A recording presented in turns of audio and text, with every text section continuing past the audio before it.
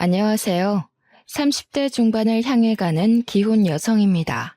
결혼을 30대 초반에 하고 겨우 1, 2년 만에 제 시댁 욕을 좀 해보고자 이런 곳을 찾아왔네요. 다른 분들의 사연을 읽지 않았다면 저는 제 시댁이 제일 이상하다고 생각했을 거고 나만 운이 없었다고 자책했을 겁니다. 그런데 막상 다른 사연자들 얘기를 들어보니까 결혼하자마자 이혼까지 갈 정도로 고생하시는 며느리들 많더라고요. 제가 며느리들 사연만 골라 읽어서 그랬는지 모르겠지만 다들 시모 때문에 골머리 앓고 있는 걸 보니 마치 동족 같아서 너무 위로하고 싶다가도 한편으론 저만 고부 갈등 때문에 고충을 겪는 게 아니구나 싶어서 위안을 받았습니다. 저 또한 철딱선이 없는 시모 때문에 멀쩡한 남편까지 안 보고 살고 싶었을 만큼 이혼 욕구가 치솟았던 얘기를 해보려고 해요.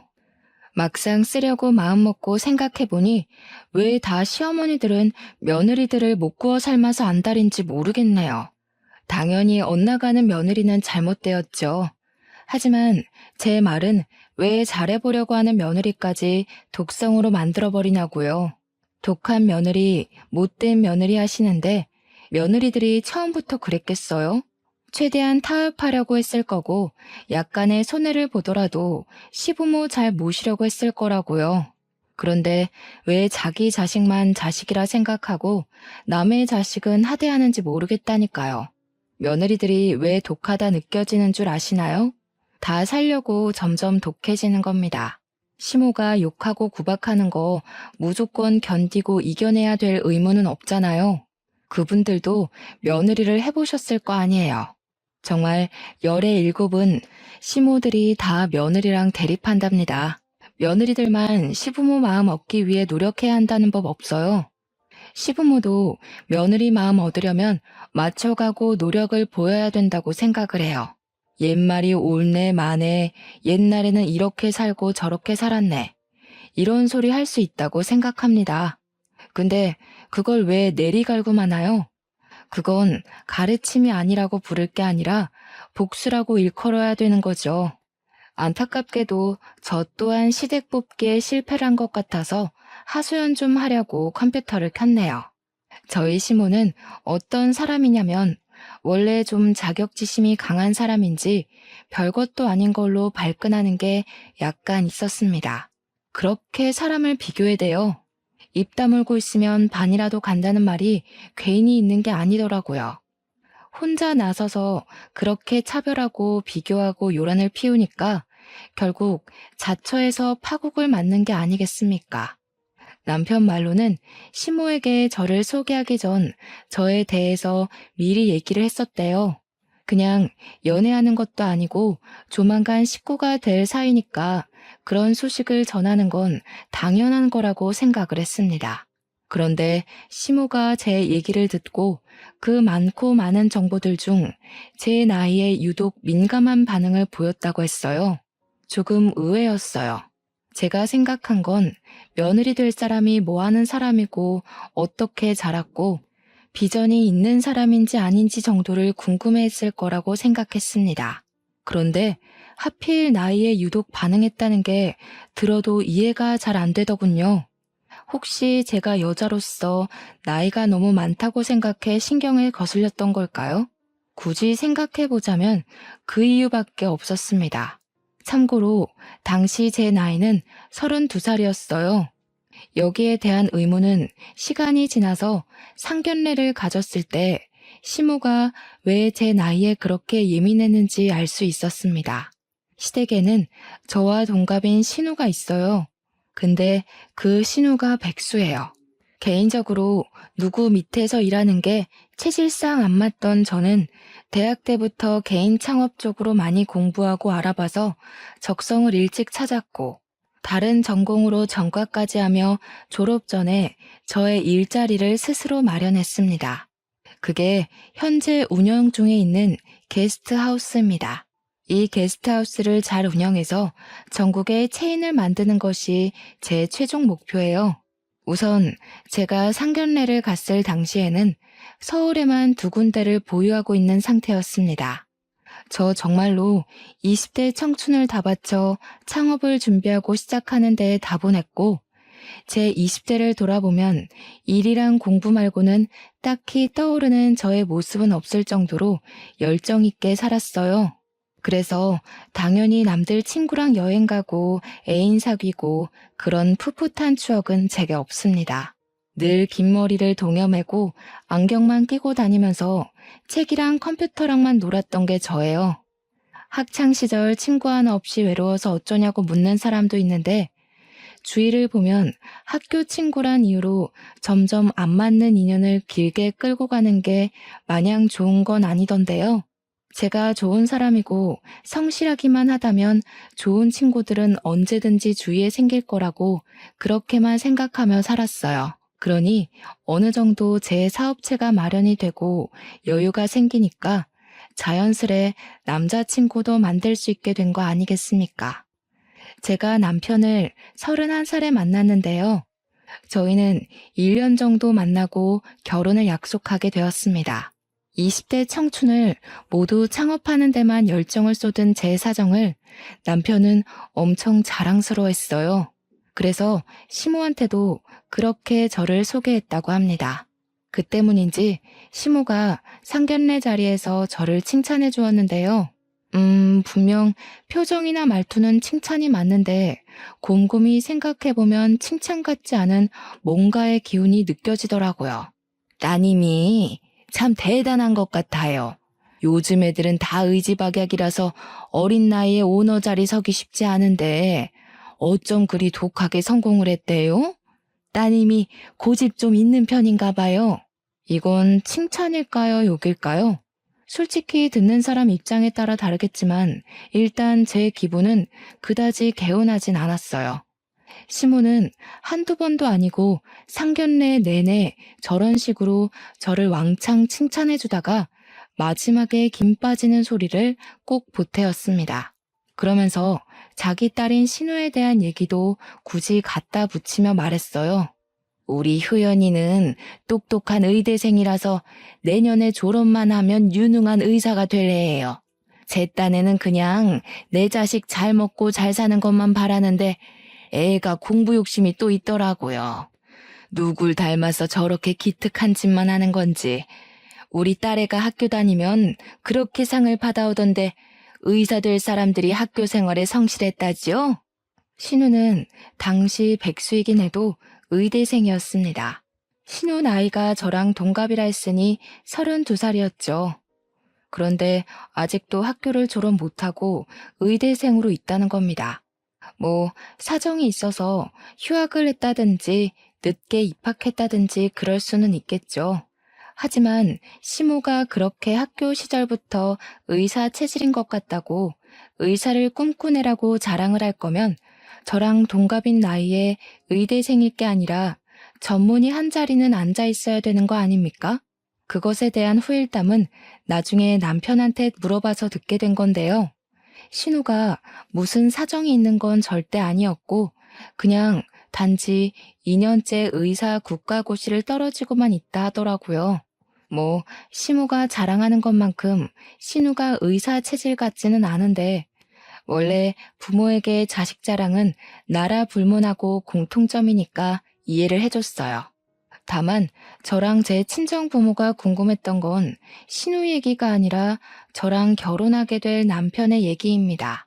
그런데 상견례 진행하는 동안 주고받은 대화는 남편 얘기보다 온통 신우 자랑 얘기로 가득했어요. 시무가 분명 남편도 사랑하는 게 보이지만 너무 지나치게 신우를 감싸고도니 처음에는 아들보다 딸을 더 좋아하시는구나 그렇게만 생각해야 했습니다. 그 와중에 시무가 신우에 대해 시끄럽게 떠들 때마다 신우는 아무 반응도 없이 식사만 했어요. 가끔씩 저와 신우 눈이 마주치곤 했는데 그럴 때마다 잽싸게 피해버리고 말더군요. 그게 낯을 가려서 그런 건지 기가 죽어서 그런 건지는 모르겠어요. 일단 제가 보기에 신우는 시모가 자신을 칭찬하고 치켜 세우는 걸 그다지 달가워하지 않는 것 같았습니다. 그때부터 저는 결혼 생활을 하면서도 계속 그런 느낌을 받았어요. 본격적으로 이 집안 사람들의 식구가 되고 나니 시무와 신우 관계가 좀 더 잘 보이더라고요. 시무가 은근히 자기 딸이 기죽을까봐 억지로 내세우고 최고라고 부담 주는 게 눈에 보였습니다. 물론 남의 집 사정인데 제가 궁금해해서 뭐 하겠습니까? 문제는 시무가 그렇게 신우 자랑을 할 때마다 꼭 저를 끼워 넣는다는 겁니다. 시무는 상견례 때 제 칭찬을 남발하다가도 은근히 의사 될 신우보다 제가 못난 사람이라는 걸 엄청 주절거렸다고 했잖아요. 제 개인적으로는 안 하느니만 못한 칭찬을 한다는 건 상대방을 견제할 때나 쓰는 화법이라고 생각하거든요. 그래서 상견례 때도 이 사람이 나를 견제하나 싶은 생각을 살짝 했었습니다. 그런데 제가 결혼을 하고 나서부터 그런 심오의 견제를 더 노골적으로 느꼈다는 거예요. 어느 날이었어요. 저는 오너이다 보니까 출근이 자유로운 편입니다. 그래서 늦잠을 자기도 하고 아침에 일어나더라도 개인 시간을 많이 보낸 뒤에 오후쯤에나 집을 나서요. 그걸 남편은 당연히 알고 있고 시댁에서도 제가 결혼하기 전에 말씀드렸기 때문에 모르지 않습니다. 그랬더니 제가 집에 있는 시간을 용케 이용해서 한날 시모가 아침 대바람부터 찾아왔더라고요. 일단 연락이 없이 왔다는 게 좀 그랬는데 제가 더 당혹스러웠던 건 시모가 달고 온 신우의 존재를 봤기 때문입니다. 어머님? 연락도 없이 어쩐 일로 오셨어요? 바쁜 아가씨까지 데리고. 오실 거면 연락이라도 주시죠. 그랬으면 아침 준비라도 했을 텐데요. 할 말 있으니까 왔지. 내가 어디 심심해서 왔겠니? 난 남의 집 밥은 잘 안 먹는다. 커피나 한 잔 타와 봐라. 아침에 안 마시고 왔더니 기운이 영 없네. 아니 대체 이렇게 큰 건물에 왜 엘리베이터가 없는 거야? 그렇게 비싼 집이라고 떵떵거리더니 순뻥 아니야? 네, 저희 집 건물은 말 그대로 엘리베이터가 없습니다. 저랑 남편은 생활 운동을 좋아해서 일부러 아파트를 안 가고 5층 빌라를 선택했어요. 그래도 날은 집값은 높은 63평 고급 빌라입니다. 엘리베이터가 없다고 구시렁 많이 대시는데 그래봤자 겨우 3층이에요. 시무야 늙었으니까 골골댈 수밖에 없겠죠. 그렇다고 저희가 시무 기준 맞춰서 집을 구할 건 아니잖아요. 어쨌든 그렇게 우리 집을 갖고 욕을 하고 굳이 다리 아파하면서 여기까지 온 이유가 뭐냐면요. 이번에 무슨 하우스? 게스트하우스라고 했나? 그래, 그거 3개 준비 들어갔다면서 아들한테 들었다. 그거 하면 돈이 그렇게 많이 되니? 그럼요. 요즘 관광객이 많으니까요. 게다가 코로나도 많이 잠잠해졌잖아요. 항공편도 거의 풀리고 날씨도 사계절 상관없이 화창한 날이 많고요. 관광객도 폭발적이고 놀러 다니는 사람도 엄청 쏟아지고 있어요. 방이 모자라서 예약도 다 못 받는다니까요. 그래? 그렇다면 여유 좀 많겠구나. 그럼 우리 효연이 학원 하나만 끊어줘라. 그 대신 내가 반찬 같은 건 만들어다 줄게. 너희들 맞벌이 하면 밥도 옳게 못 먹고 다닐 거 아니니? 우리의 의사 되면 너한테 다 갚아줄 거니까 투자한다고 생각해라. 시무가 찾아온 목적을 듣는데 저한테 돈 맡겨놓은 줄 알았습니다. 황당해서 선뜻 대답을 안 하고 신우랑 시무를 번갈아 봤어요. 그러니 그 옆에 잠자코 있던 신우가 말없이 제 앞으로 전단지 하나를 내밀더군요.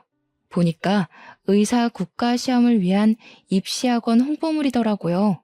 아, 그러니까 지금 이거 좀 저렴하게 표현해보자면 저한테 삥 뜯는 거잖아요. 신우 뜻도 잘 알겠고 시모가 뭘 원하는지도 충분히 알아들었습니다. 하지만 그걸 제가 왜 해줘야 되는지는 끝까지 이해하지 못했어요. 이렇게 뻔뻔한 사람들도 사실 처음 봤고요. 제가 일찍부터 오너 시장에 뛰어들면서 저보다 훨씬 사회 선배들이나 어르신들을 많이 만났었는데요. 솔직히 어리고 여자면 무시 많이 받는다고 하잖아요. 사실 저는 그렇게 차별을 겪은 적이 없어요. 제가 잘했기 때문인지 운 좋게 좋은 사람들만 제 곁에 엮여 있었던 건지는 모르겠네요. 여기서 분명히 말씀드리고 싶은 거는 시무같이 뻔뻔하고 염치 없게 부탁하는 사람은 처음 봤다는 거예요. 제 평소 성격은 상대에게 나쁘고 차갑게 말하질 못하는 타입입니다.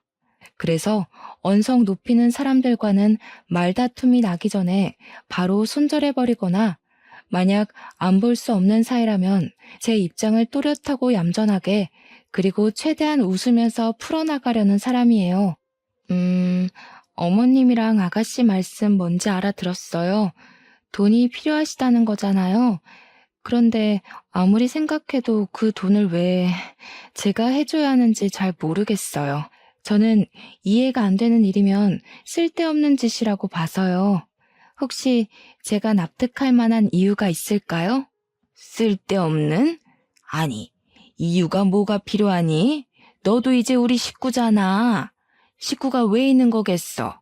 서로 도움되고 도움 주라고 있는 게 식구 아니겠니? 어머님, 그건 잘못된 생각이에요. 그런 건 식구라기보단 사업 파트너라고 보는 게 맞죠. 그리고 저처럼 피 안 섞이는 가족일수록 그런 돈 얘기는 조심하는 것도 맞고요. 죄송해요, 어머님. 제 입장에서는 별로 납득이 안 되는 이유네요. 아가씨 문제는 해결 못 해드릴 것 같은데 어쩌죠? 시무 입장에서는 제가 바로 수락이라도 해줄 줄 알았나 봐요. 그러니까 당당하게 신우까지 데려와서 통보를 한 것일 텐데 제가 막상 단호하게 거절하니 얼마나 당황했겠습니까? 아마 남편한테 제가 착하고 참하다는 걸 미리 들은 데다가 평소에도 제가 웬만하면 시모한테 네네 했기 때문에 만만하다고 생각한 것 같아요. 속으로 호구 며느리 잡았다고 이기적인 마음을 키워가고 있었나 봅니다. 제가 단칼에 거절하자 신우조차 얼굴을 시뻘겋게 열올리며 시모한테 역정을 냈습니다. 아이씨, 쪽팔려. 그러게 내가 안 될 거라고 그랬잖아. 뭐 대단한 계획처럼 나 데려오더니 겨우 올케한테 돈 뜯는 거였어? 됐어. 나 먼저 갈 거야. 신우는 시모한테만 원망 섞인 소리를 치곤 먼저 집을 나가버렸어요. 상황이 본인 흘러가는 대로 안 가자 시모 또한 벌떡 일어났고 신우를 뒤쫓아서 나가려다가 뒤를 돌아 저한테 한마디 던졌습니다. 너 우리 딸 아직 공부 중이라고 무시하지 마라. 우리 딸이 의사만 되면 아무리 나이 들어도 너처럼 장사하는 애들보단 탄탄대로니까 지금은 네가 돈 많이 버니까 고개 치켜들고 있지? 나중에 내 딸 의사 되면 네가 내 딸 앞에서 머리 조아리고 있어야 될 거다. 네? 무시는 어머님이 하시는 것 같은데요. 아가씨가 백수인 거 신경 많이 쓰시는 걸로 보여요. 아직 공부 중이니까 이럴 땐 옆에서 얌전히 응원만 해주세요. 아가씨가 어련히 잘하겠죠. 참, 어머님 커피 드셔야죠. 기가 차서 정말 내가 어디 아무 커피나 먹는 줄 아니? 그런 싸구려는 입에도 안 된다. 어디 감히 의사 자식 둔 사람한테 시중 커피를 대접해? 갖다 버려라. 시모가 많이 화나 보였어요. 정작 화가 나야 될 사람은 제 입장 같은데 저한테만 거절당한 게 좀 창피한가 봐요. 시모는 착한 얼굴로 한마디도 안 지는 제게 삐쳐서는 현관문을 겁나 세게 닫고 가버렸습니다. 그렇게 가버리고 나서 얼마나 토라져 있었냐면요. 명절에도 저희더러 오지 말라고 하더라고요. 저희한테 연락을 하지도 않고 바라지도 않았고요. 그렇게 무려 1년이 지났습니다. 시모에 대해선 자격지심도 큰데 그만큼 속도 좁은 사람이란 걸 보너스로 알게 된 시간이었습니다. 그리고 1년 후에 들린 시댁 소식은 충격적이게도 신우가 의사 국가시험에 또 떨어졌다는 소식이었어요. 남편한테 들어서 우연찮게 신우 가채점 점수를 들은 적이 있는데 점수가 커트라인보다 훨씬 못 미치더라고요. 과연 국시를 3년째 준비하고 있는 사람이 맞나 싶을 만큼 형편없는 점수였습니다. 이대로면 신우는 평생 의사가 될 수 없어요. 그 말은 즉 신우는 의사치고 공부를 겁나 못하는 편이라는 겁니다. 사실은 의대에 들어갈 성적도 아니었는데 사수까지 해서 간신히 턱걸이로 입학한 거래요. 남편 말로는 그러도록 입바람 넣은 것도 다 시모 강요였다고 하더라고요. 신우가 의대 입학을 한 뒤로 공부에 흥미를 잃어서 성적을 개판으로 관리했을 거라고 남편이 그러더군요. 신우에게 별다른 꿈이 없었기에 시모가 신우의 등을 떠밀어서 억지로 의대를 강요했고 신우도 그냥 생각 없이 시모 시키는 대로 하며 살았던 것 같습니다. 시모 성깔 보면 그러고도 남았겠네요. 남편은 다행히도 번듯한 대기업을 알아서 척척 준비하고 다녔기 때문에 시모가 크게 터치 안 한 거더라고요. 남편도 시모 하는 꼴 보면 열받았던 적이 한두 번이 아니라고 해요. 사춘기 때는 시모랑 싸우면서 하루하루를 보냈다고 하더라고요. 서로 개인주의가 강한 저희 친정 사정과는 시댁 분위기가 너무 달라서 한 번씩 남편 어릴 적 얘기를 들을 때마다 깜짝깜짝 놀라곤 합니다.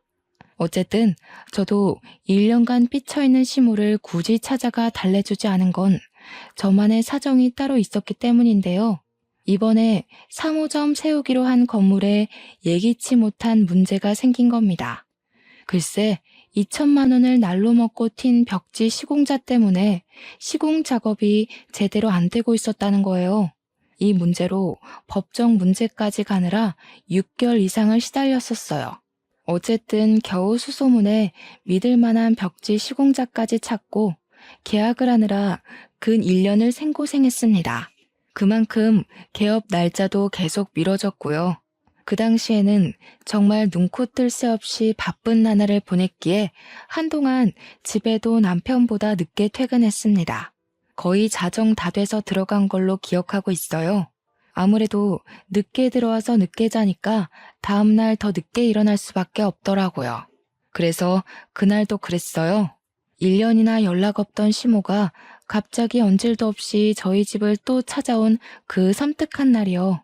기절하듯 자고 일어나서 겨우 안방 화장실에서 정돈하고 거실로 나갔더니 거기서 시모가 혼자 떡하니 집안을 돌아다니고 있더라고요.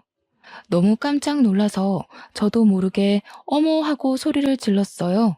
그러자 시모는 별로 놀라지도 않고 마치 집주인처럼 에헴거리더니 곧 새초롬한 얼굴로 와서 앉으라 명령조로 말을 했습니다. 너는 며느리라는 애가 어쩜 시댁 안부를 안 묻니? 내가 연락 안 한다고 너도 가만히 있으면 되겠어? 그런 건 옛날에도 도리가 아니었다. 어쨌든 내가 이런 소리나 하러 온 건 아니고 너 무슨 사기를 당했다면서? 그러게 마음을 곱게 썼어야지. 하늘이 두 눈 시퍼렇게 뜨고 있는 땅덩어리에서 그리 욕심을 부리면 쓰나? 제가 언제 욕심을 부렸는지 모르겠더군요. 시모는 여전히 1년 전 그때의 토라진 감정을 유지하고 계셨습니다. 정말 지독하게도 소심하지 않습니까? 제 사정은 아마 남편한테 전해 들었겠죠. 남편은 근근히 시모가 불러서 시댁에 다녀오곤 했거든요. 제 꼴 보기 싫어했다던 시모의 말을 남편이 전해주는 덕에 저는 전혀 시댁을 찾지 않았을 뿐이에요. 그런데 이제 와서 먼저 안 달래줬다고 투정을 부리니 제가 인사말에 철딱선이 없는 시모라고 소개한 데는 이런 이유도 포함입니다. 네, 저 사기당했어요. 그래서 좀 피곤하네요. 어머님, 도대체 그런 사람들은 왜 사는 거죠? 어떻게 직접 노력해서 돈 벌 생각은 안 하고 염치 없이 빈대처럼 남의 돈만 호시탐탐 노리는 걸까요? 그런 새끼들은 정말 나가 죽어야 하는 것 같아요. 세상에 공짜 돈 안 좋아하는 사람이 어딨어요? 누구나 쉽게 살고 싶지만 적어도 남의 돈 삥 뜯지는 말아야 되는 거잖아요. 안 그래요, 어머님? 제가 울상을 지으면서 그동안 사기 때문에 속상했던 마음을 토로하자 시모는 제가 하는 거친 말투에 좀 놀란 것 같았어요. 그리고 또 뭔가 찔리는 게 있어서 크게 당황하는 것도 같았고요. 당연히 제가 사기꾼들을 가장해 시무를 저격했던 말이니까 찔릴 수밖에 없겠죠. 제대로 먹힌 것 같아 그건 좀 통쾌했네요. 시모는 제가 대놓고 울먹이고 있으니 기가 찼는지 몇 번을 헛숨만 뱉다가 입을 뗐습니다. 뭐 대단한 오너인 척 하더니 너도 허술한 건 매한 가지구나.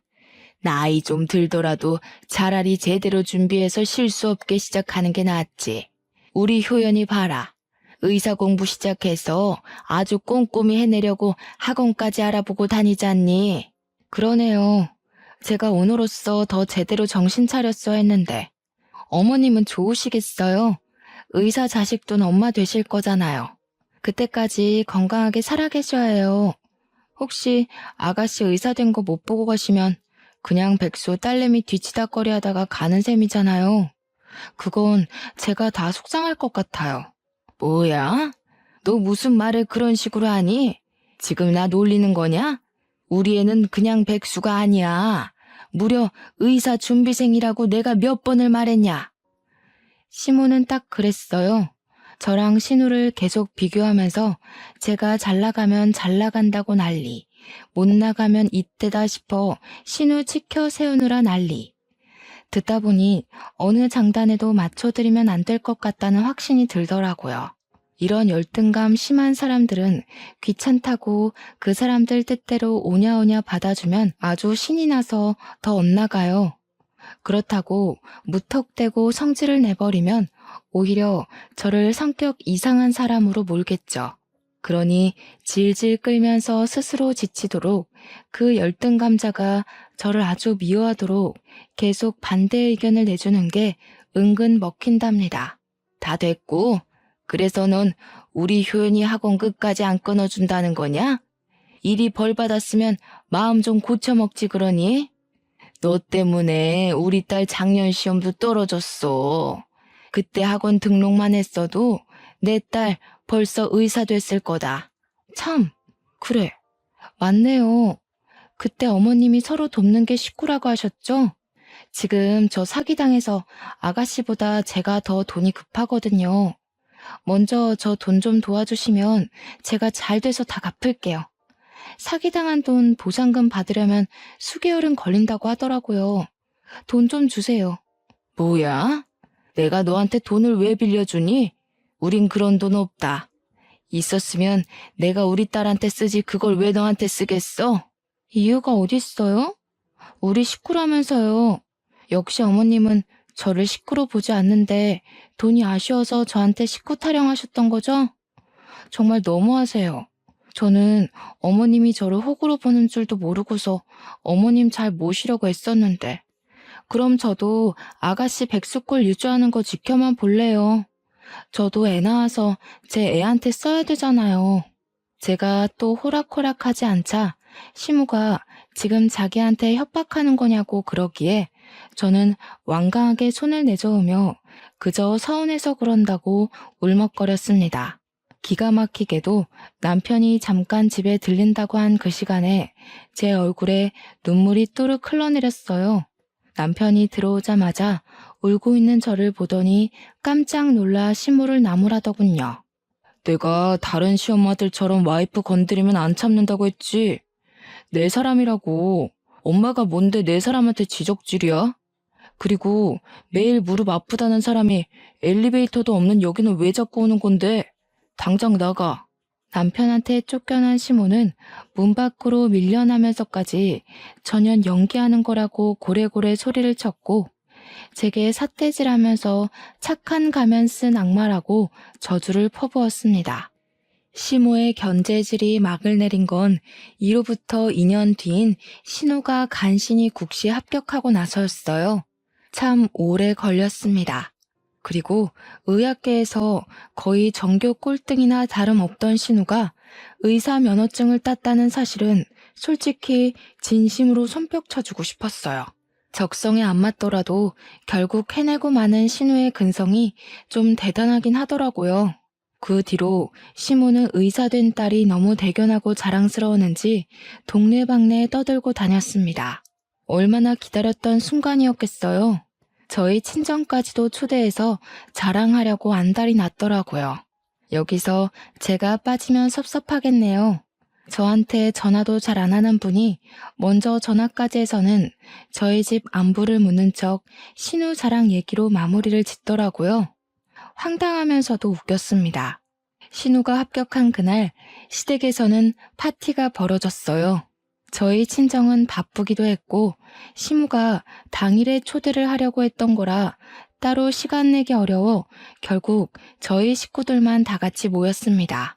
남편이 케이크까지 준비해서 신우의 앞길을 제대로 축하해주려 준비했어요. 거기서 시모는 또 저와 자기 딸의 비교를 신명나게 시작했죠. 아이고, 이제야 내가 좀 한숨 놓겠네. 그래, 사람이 박수 좀 받으려면 의사 정도는 돼야지. 어디 장사치 나부랭이로 성공한 거랑 의사가 감히 비교가 되겠니? 아유, 자랑스러운 우리 딸. 내가 너 이렇게 성공할 줄 알았다. 엄마 말 들으면 자다가도 떡이 생긴다고 했지? 시모는 신우를 옆에 끼고 사랑스러워 죽겠다는 듯 엉덩이를 두들기고 난리가 났습니다. 시모 태도는 마음에 안 들었지만 신우가 의사 면허 딴 건 축하할 일이라 생각했기 때문에 저도 적당히 박수 쳐주며 맞춰주었어요. 또 그날이 지나면 더 이상 저랑 신우를 비교하면서 돈 달라고 억지 부리진 않을 것 같았거든요. 그런데 희한하게도 신우 표정은 막 기뻐 보이지가 않더라고요. 단순히 무표정인 수준이 아니었어요. 오히려 시모가 하는 칭찬을 기분 나빠하는 얼굴이었습니다.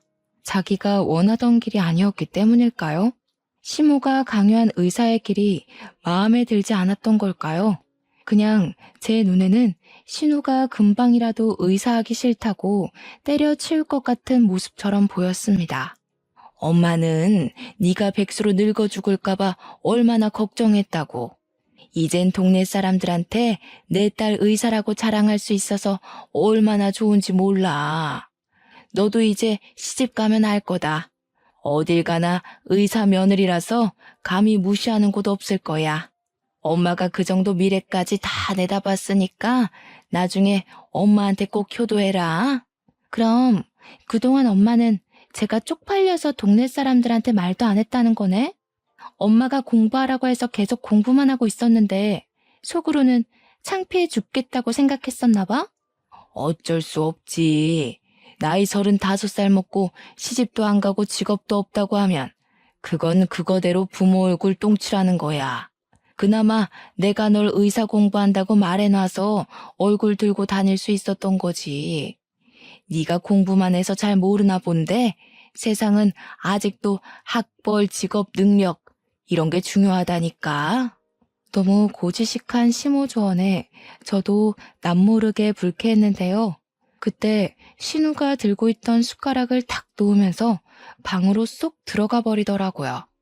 그러면서 손에 뭘 들고 와서는 시모 앞으로 내려놓았습니다. 신우가 내민 종이 안에는 웬 식당 사업 계획서랑 2장의 사진이 붙어 있었어요. 그리고 뒤이어 나오는 말은 이 시댁을 쑥대밭으로 만들어 놓았습니다. 나 그동안 의사 국시 질질 끈 거 일부러 그랬어. 공부도 안 했고 시험도 고의로 더 망쳤던 거야. 그동안 제대로 하는 척하는 것도 은근 스트레스더라. 아무튼 내가 진짜 하고 싶은 건 덮밥집 사장이거든?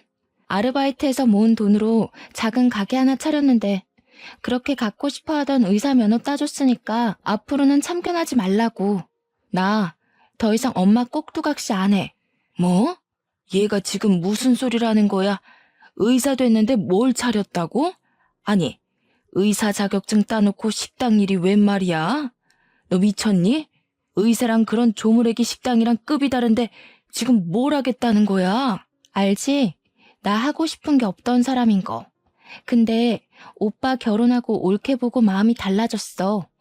올케가 어린 나이에 하고 싶은 일 하면서 장사하는 거 보니까 멋있더라고. 나도 내가 오너로 창업 성공해서 전국에 내 가게 확장하는 게 꿈이 됐어. 난생 처음으로 목적이 생기니까 진짜 떨리더라. 그러니까 그냥 응원해줘. 그 순간 식탁 위를 흐른 정적은 제 살결까지 소름 돋게 만들었습니다. 특히 시모 반응이 궁금해서 바로 쳐다봤더니 시모 얼굴이 완전 사색이 되어 있더라고요. 남편은 그 상황을 눈치 보고 있었고 저는 신우를 잠시나마 오해했던 게 미안해서 진심으로 신우의 꿈을 존경하듯 바라봤습니다. 그때 갑자기 시모가 찬 분위기에 찬물을 한 번 더 끼얹으며 비명을 질렀어요. 그러다 손에 들고 있던 종이랑 사진을 갈기갈기 찍기 시작했죠. 식탁 중앙에 있던 국자를 들고서 신우 머리통을 향해 냅다 던지더니 쌍욕을 하기 시작했습니다. 이 몹쓸년이 너 제정신이야? 음식점, 덮밥. 내가 대출까지 받아서 너한테 퍼본 돈이 얼만데. 당장 집어치워. 너 이 식당 이거 하면 나 2번 다시 너 안 본다. 쪽팔리게 덮밥 장사가 뭐야 덮밥이. 이럴 줄 알았어. 엄마한테 내가 딸이기는 해? 그냥 남들한테 자랑하려고 키운 딸이잖아. 잘 됐네. 나도 엄마가 다른 집 딸이랑 나 비교하는 거 진절머리 났었어. 그만 독립할게. 의사가 그렇게 좋으면 엄마가 공부해서 직접 의사하던가. 닥치지 못해? 뭘 잘했다고 눈 똑바로 뜨고 소리를 질러? 의사 직업이 어디 아무한테나 오는 행운인 줄 알아? 너 무조건 의사해야 돼. 의사 안 할 거면 이 집에서 나가. 나가라고 친히 말해주니 고맙네. 엄마한테 유일하게 고마운 건 그게 다야. 그동안 나도 창업 자금 모으느라 엄마 이용하면서 숙식 좀 했어. 그래서 의사 면허 따준 거야. 엄마 비 다 맞춰줬으니까 이 이상은 엄마 욕심인 거 알지? 참, 그리고 올케 나보다 잘 나가고 똑똑한 거 맞아. 괜히 자격지심 갖고 며느리 하대하지나 마셔. 신우는 왜 자기까지 나서서 올케 기죽이는데 일조해야 되냐고 성질을 내면서 자기가 맞았던 국자를 들고는 시모 주변 언저리로 집어 던져버렸어요. 날아오는 국자를 피하면서 시모가 시커패 비명을 질렀고 신우는 그대로 자리를 박차고 나가버렸습니다. 한꺼번에 닥친 분을 못 푼 시모가 신우에 대한 배신을 어쩌지 못하고 이젠 저에게 시비를 걸기 시작했는데요. 신우가 의사 안 하고 딴 생각한 게 저 때문이라며 무작정 따지는 거 아니겠습니까? 네가 얄궂은 그런 장사나 하면서 애 마음 어지럽혀 놓으니까 저 모양이 된 거잖아. 내 딸 인생 어떡할 거야? 우리 딸 의사로 안 살면 나 진짜 죽어. 너 그 일 당장 관둬라. 너 때문에 공부 잘만 하고 있던 애가 헷가닥 돌아버렸잖아. 어머님, 제발 사람 좀 되세요. 딸 왜 의사 시키려고요? 저한테 돈 구걸한 것처럼 딸한테도 빌붙으려고요? 딱 보니까 어머님은 죽을 때까지 대우 못 받을 팔자예요. 어쩌자고 사서 밉상짓을 골라 하세요? 안 그래도 인상이 불도구상이시라 좋진 않은데. 이게 정신 나갔나? 너 은근히 웃으면서 사람 엿먹이더라? 일부러 그러는 거지? 싹 수 없는 것 같으니라고. 너까지 쫓겨나고 싶은 거냐? 우리 아들이랑 갈라서고 싶어? 사실 남편 때문에 어머님 횡포 참고 살았는데 계속 이런 꼴 보고 살아야 되는 거면 그냥 이혼해도 괜찮을 것 같네요. 여보, 어머님이 우리 이혼했으면 좋겠나 봐. 어떡할까? 우리 이혼할래? 남편은 밥상 위에 위험한 물건들이 또 날아다닐까봐 그걸 치우고 있었는데요. 제 말을 듣고 주방에서 헐레벌떡 뛰어와서는 자기 엄마한테 쌍심지를 켰습니다. 저랑 이혼하기 싫은 남편의 마음이 아주 강력하게 시무를 공격하였어요. 내가 엄마 없인 살아도 우리 와이프 없인 못 살아. 나한텐 한 번도 엄마가 와이프보다 먼저였던 적 없어. 엄마 때문에 와이프 다치는 순간 나는 바로 엄마 손절할 거야. 그러니까 시엄마랍시고 내 와이프한테 별 시덥잖은 소리 해봐. 이제는 나도 안 참을 거야. 남편이랑 살면서 남편이 고래고래 소리 지르는 건 처음 봤습니다. 남편이 저만 두둔하며 시무를 외롭게 만들자 시무는 역시 또 삐쳐서는 더 이상 대응 안 하고 방으로 쏙 들어가 버렸어요. 그 와중에 저는 안녕히 주무세요 라고 인사는 남겨드렸네요. 나름 파티를 했던지라 식탁이 아주 어질러져 있었는데 시부가 시모를 뒤따라 들어가면서 우리더러 상은 내일 치우게 두고 그만 집에 가서 쉬라고 하더군요. 그러면서 저더러 시모가 철딱선이 없어서 미안하다고 대신 사과를 해주었습니다. 시부가 방문을 닫고 들어가자마자 시부의 큰 호통이 거실 밖까지 들렸는데요. 시모에게 제발 철 좀 들라고 나이가 몇 살인데 아직도 어른답지 못하냐면서 혼을 내고 있었습니다. 시모 때문에 자기까지도 우리 앞에서 얼굴 못 들겠다는 시부의 말은 어딘가 모르게 지친 목소리가 묻어났어요. 남편이 아주 어릴 때부터 시모 성깔에 진절머리 내며 지냈다면 시부는 남편과 신우보다 훨씬 더 질린 상태로 살았으니 사실 그럴 만도 하긴 해요. 어쨌든 그 뒤로 남편은 혹시나 제 입에서 이혼 소리 나올까봐 엄청 눈치 보며 자라고 있습니다. 사실 저는 남편이랑 결혼한 지 1년이 넘었는데도 싸운 적이 없어요. 그래서 남편만 생각했을 땐 이혼할 생각 자체가 없었습니다. 남편이 이렇게 눈치를 보는 건 다 시모 때문에 순간순간 제 표정이 돌변해서였을 겁니다. 시모는 삐치면 근 1년을 연락 안 하는 사람이니까 이번 해도 조용히 보낼 수 있을 것 같아요. 본의 아니게 시댁을 뒤집어 엎어준 신우 덕분에 저까지 한 해 더 편하게 생겨 좋긴 합니다. 그러게 우리 시모 마음 좀 곱게 먹을 것이지. 과한 욕심을 부리니까 이렇게 패가망신 꼴된 거 아니겠습니까? 자식 출세 욕심은 부모가 부리면 안 되는 거예요. 나중에 자식들이 크면 부모한테 반감 생긴다고요. 머리 커진 애들을 어떻게 감당하려고 시모는 계속 자기 새끼를 자기 손맛대로 주무르려 했을까요? 그러니까 현재 자식들한테 뒤통수를 맞은 거 아니겠습니까? 물론 신우도 참 대단합니다. 시모 꼭두각시로 살다가 꿈이 생기고 나서는 본인 돈 모으는 데 시모를 이용했다고 했잖아요. 자기 엄마가 얼마나 미웠으면 이용을 했다고 표현을 할까요? 의사 좋아하는 시모한테 의사 자격증을 덜컥 던져주면서 이거 먹고 떨어지라고 할 때는 정말 제가 다 소름이 돋았습니다. 도끼는 며느리에게만 있는 게 아니구나 싶었어요. 이래나 저래나 현재는 저희도 신우도 시댁과 왕래 없이 알아서 잘 살고 있습니다. 남편은 시모랑 말하기 싫다면서 안부 연락도 시부랑만 하고 있어요. 그리고 집 나간 신우 있잖아요. 신우가 개인적으로 제게 먼저 연락이 와서 저한테 사업 조언을 묻는다고 우리 집에 자주 찾아오거든요. 저랑 같이 우리 게스트하우스에 다녀오기도 하고 오너가 어떤 식으로 구조물 관리를 하는지 직원 관리나 필요한 협력업체 등등 전체적인 시스템을 어떻게 돌려야 하는지 제게 배우고 싶다고 솔직히 매일매일 만나고 있습니다. 그동안 제가 봐왔던 신우는 늘 영혼 없이 껍데기가 걸어다니는 것처럼 불행해 보였는데 이제야 신우가 어떤 사람인지 알겠더라고요. 진짜로 좋아하는 일 앞에서 신우는 마치 저의 열정 가득한 20대의 모습처럼 활활 타오르고 있었습니다. 30대 중반에 그런 열의를 가지는 게 쉽지 않거든요. 신우 보니까 저도 옛날에 노력했던 시절이 마구마구 생각나면서 진심으로 신우가 잘 될 수 있도록 돕고 싶었어요. 제 본점 옆에 신우 덮밥집 자리를 하나 알아보고 있거든요. 저희 게스트하우스 이용하는 고객들을 대상으로 할인 이벤트를 진행하면서 사업 파트너도 되어볼까 싶습니다.